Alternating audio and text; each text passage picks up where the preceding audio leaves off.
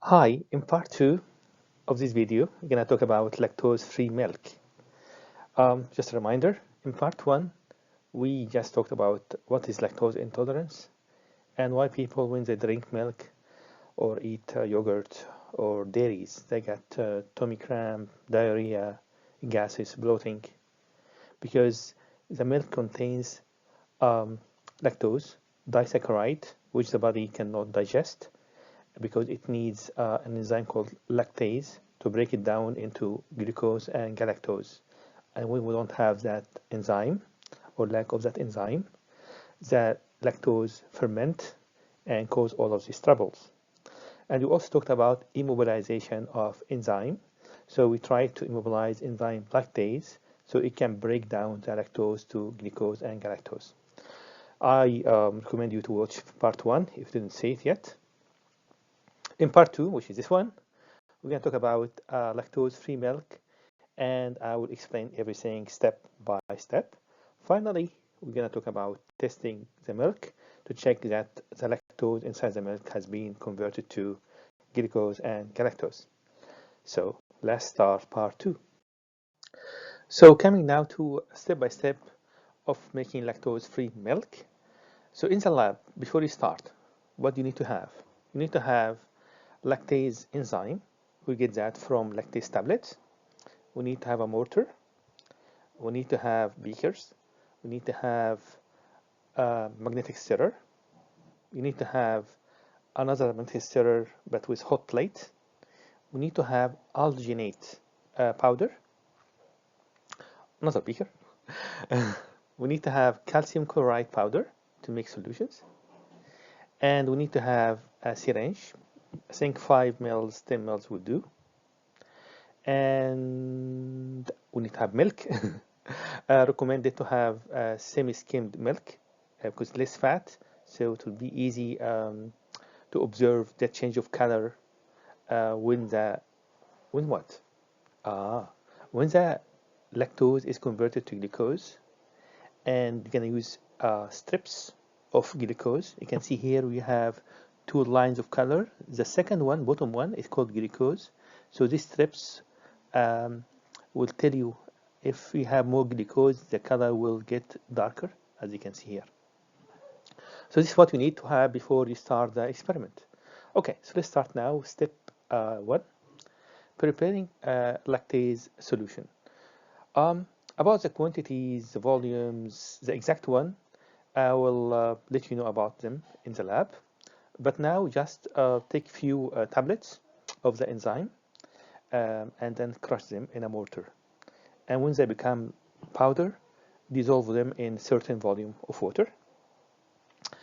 Now you have enzyme solution, and take half only of that volume so that you can pour it into a gel, or making like kind of entrapped gel containing enzyme. So take this half and then increase the volume to, for example, if you'd like to make 100 ml of alginate solutions, so then increase to 100 and increase the temperature to 50 degrees to 60 degrees. And the concentration of alginate is going to be 3%. So for example, if you have 100 ml of water containing, of course, the enzyme and warm water, sprinkle about 3 grams of alginate. Advice: when you sprinkle it bit by bit, and also the stirrer should be kind of max until you can see cyclone. It looks nice. And when you pour a bit of the alginate, because of the speed of the cyclone, the alginate would go down, down, down, down, down, and it will start to spread around and dissolve. At the beginning, it dissolves so easily, but coming to the end of the powder, it will be a bit hard. Why? Because the viscosity of the gel will getting higher, so the dissolution of the powder will be harder. So just in case you get a lump, which you might get, use a spatula and try to crush this lump until it dissolves.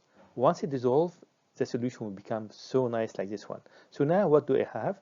I have a gel of alginate containing the enzyme lactase. Fantastic. All right.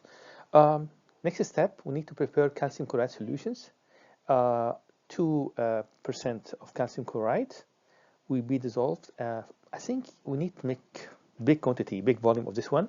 So I would recommend maybe 500, 1 liter. I'll give you exact volume later on. And has to be cold. Next step. Now I want to make the beads of alginate lactase beads. So the gel here, I will take it and then I will pour using a syringe. And 5 ml, 10 ml syringe is fine. And I will pour drop by drop here of the beads in a circular motion like this one. Very, very slow around it. Why I'm doing that? Because I don't want 2 drops of beads to get together, otherwise they'll become a bigger bead and they won't look nice as well. So I want it to be homogeneous beads and they look nice. So I'm trying to avoid having beads on beads. So slowly, slowly, slowly, slowly like that until I finish it. And you will notice something interesting while you are waiting for hardening. The color become white. So beautiful actually. And they look very nice. More likely gonna leave it for a few minutes, around 15. I will give you, let you know exactly. And then when it become white like that, it is almost done. So what happened? Why is it change color like that? It's a good question. Remember, alginic acid is, or sodium alginate, it's made of a carboxylic group, so COOH. And calcium chloride, it is cationic, it has Ca++. So the Ca++ gonna make a bond with the alginate here. So it's gonna COO minus and COO minus, and the calcium here will make ionic bond and ionic bond with the carboxylic group. And this is kind of ionic interaction, kind of cross-linking. It will make it stronger and harder. Now I have the beads. You need to wash the beads. I recommend it with calcium chloride. If you don't have it, then water. Why do you do that? Do you remember? Yes, because sometimes some of the enzyme leaked while you are making the beads. Before, when it's hard, it's very hard to leave the beads, but the process takes time. So some of the enzyme already leaked. When they leak, they become in the solution. I don't want that. I want only beads containing enzyme. So I make sure that I am getting rid and of any unbound enzyme. Now I have my beads containing the enzyme. Next step is the most important one. I will take my beads and I'll pour some milk. Semi-skimmed milk is better. And I will leave it over time. And while I'm waiting, I'm using the glucose strips and I will record the time. At 0 time, even before adding the beads, I will just on the milk, or just exactly when I add the beads, I will just get the strips inside it, and you can see here this is color. It means like there is no glucose, almost no glucose. But after a few minutes, 2, 10, 25, 35, 50, if you look at the second line here, you can see the color getting darker, darker, darker, very dark. So that means glucose, more glucose is produced. So more lactose are consumed. And this is what they do in the industry. They don't use free enzyme because it's costly. So they prefer to use immobilized enzyme. Somebody might tell me, Magdi, you missed something. Yes, I asked you to only use half of the volume of the enzyme. Correct. The other half, we're gonna use it, and instead of the immobilized beads, we're gonna use it here, and then add the same amount, same volume of the milk, and you're gonna exactly do the same process, and you're gonna compare between the production of glucose over time using the immobilized enzyme versus using the free enzyme. I'm gonna see which one is faster and why.